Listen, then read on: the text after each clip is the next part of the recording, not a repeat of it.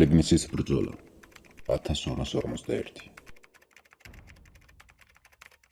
ლეგენდის თანახმად ბრძოლის დასრულების შემდეგ მონღოლებმა დახოცილი ევროპელების დასაცვლელად თითოეულ გვამს მარჯვენა ყური მოაჭრეს და სულ 9 გიგანტური ტომარა ყური შეაგროვეს.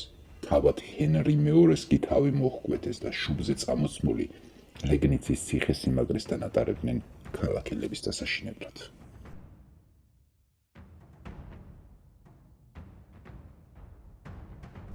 არსებობს სამი, როდესაც დრო თითქოს ჩერდება. 1241 წლის გაზაფხულზე პოლონეთის მიწაზე სიცოცხლე თავისი უძველესი 7 რიტმით ფეთქავდა. გლეხები მიწას ამუშავებდნენ, დედები შვილებს იკრავდნენ გულში, ხოლო ეკლესიის ზარები მხოლოდ ლოცვისთვის რეკდნენ. არავინ იცოდა, რომ ეს იდილია უკანასკნელ დღეებს ითვლიდა. აღმოსავლეთის უსასრულო სტეპებიდან იქ, სადაც მზე იბადება, ევროპისკენ უკვე მოიწვევდა აპოკალიფსი. ბუნებამ თითქოს სუნთქვა შეიკრა.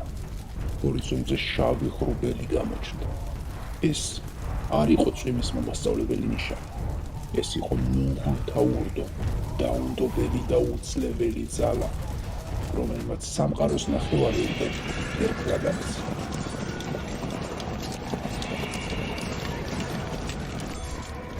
წამებში მშვიდობა სასიკვდილო ქაოსმა შეწყვიტა.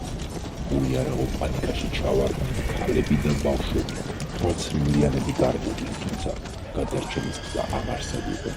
მონღოლთა კავალერია მოულოდნელი ქარიშხალებით დაარტყა თავს დასახლებებს. მათ არ იცოდნენ შებრალება, მტრის მახვილმა დაუნდობლად მოცელა ყველა ვინც გზად გადაეღობა. სოფლები და ქალაქები ცეცხლის ალში გაეხვია.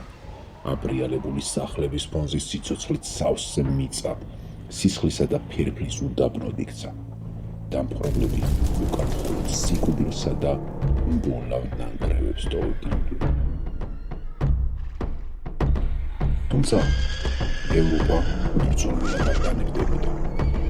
აოხრებული მიწის დასაცავად პოლონურმა არმიამ მოიყარა თავი. სილეზიის ჰერცოგმა ჰენრი მეორემ საკუთარი დროშის ქვეშ გააერთიანა რაინდები, ტამპლიერები, მაღაროელები და უბრალო გლეხები. ისინი წარმოადგენდნენ უკანასკნელ ფარს ქრისტიანულ სამყაროსა და ჯოჯოხეთს შორის.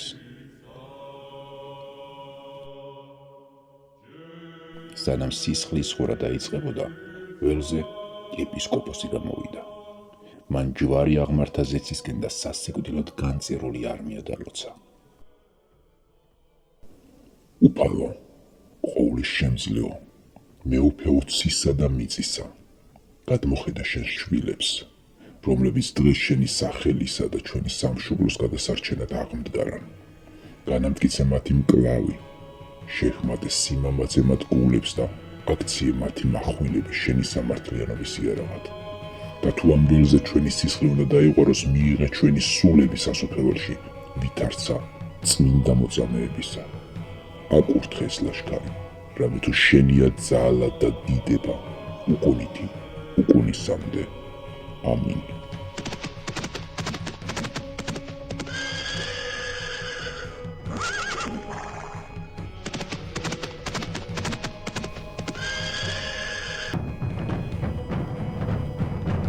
ომის საყვერებმა ჰაერი გააბო. ევროპის მძიმე კავალერია მონღოლთა რიგებს შეასკდა. მიწა ზანზარებდა. ევროპელთა პირველი დარტყმა იმდენად ძლიერი და გამანადგურებელი აღმოჩნდა, რომ მონღოლთა წინახაზი გაირკვა. მტერმა თითქოს და პანიკაში ჩავარდნილმა ზურგი აქცია ბრძოლის დროს და უკან დახევა დაიწყო. გამარჯვების ილუზიით დაღრმავებულმა ევროპელებმა საბედისწერო შეცდომა დაუშვეს. მათ საბრძოლო წყობა დაარღვიეს და გაქცეულ მტერს დაეტევნენ. ეს სასიკვდილო ხაფანგი იყო. ვრცელ ველზე გაფანტული რაინდები მოულოდნელად ალყაში აღმოჩნდნენ. მონღოლები წამირად შემოტრიალდნენ და საგაშავდა. ათასობით მომაკვდინებელმა ისარმა ერთდროულად დაფარა მზე. დაიწყო უმოწყალო ხოცვა-ჟლეტა. ბრძოლის ველის სქელმა კვამმა და მომწავნელმა აირმა დაფარა. ტალახსა და სისხლში არეული ევროპელი ელიტა უკანასკნელ წლეთამდე იბრძოდა.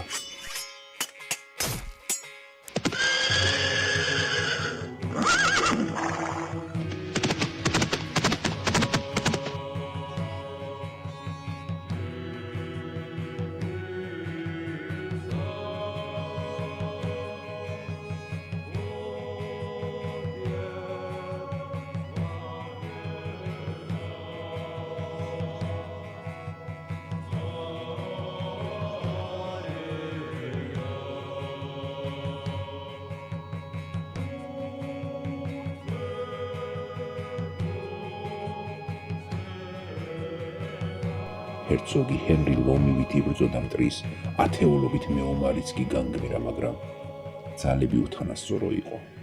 ცხენიდან ჩამოგდებული, სისხლს მოწყურებულმა მონღოლებმა იგი შეიპყრეს. ევროპის იმედი მუხლებზე დააჩოქეს. ველური ყიჟინის ფონზე დამპყრობლებმა ჰერცოგს თავი უმოწყალოდ მოჰკვეთეს.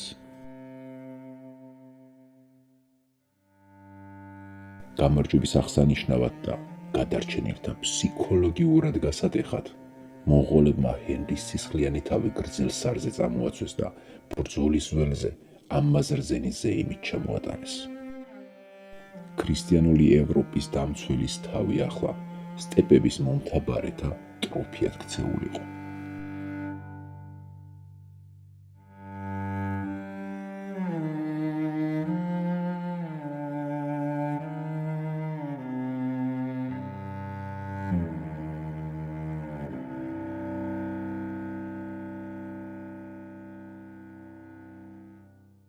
კვამლი გაიფანტა. ლეგნიცის ველის სიკვდილის მდუმარე სამეფოდ იქცა. ათასობით დასახიჩრებულ გაძარცულ სხეულს შორის გამოჩნდა შავებში ჩაცმული მგლოვიარე ქალი. დედოფალი ანა, ცრემლებად დაღვრილი და გულმოკლული. საკუთარი მეუღლის გვამს ეძებდა. ყოველი ნაბიჯი ამ ჯოჯოხეთშიენით აღუწერელი ტანჯვა იყო. ბოლოს მან იპოვა იგი, უთავო სხეული, რომელიც მხოლოდ მარცხენა ფეხზე არსებული 6 თითით ამოიცნო.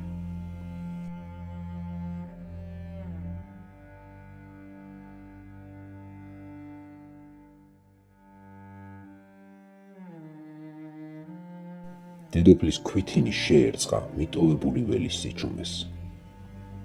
ხის ურემმა მძიმე ჭრიალით ნელა გაიყვანა ჰერცოგის უსულო სხეული ბრძოლის ველიდან. ეს ურემი არ მიასვენებდა მხოლოდ ერთ მეფეს, მას მიჰქონდა მთელი ეპოქის ტრაგედია. ლეგნიცას ველი კი სამუდამოდ დარჩა იმ გმირთა ძეგლად, რომლებმაც საკუთარი სიცოცხლით ევროპა გადაარჩინეს.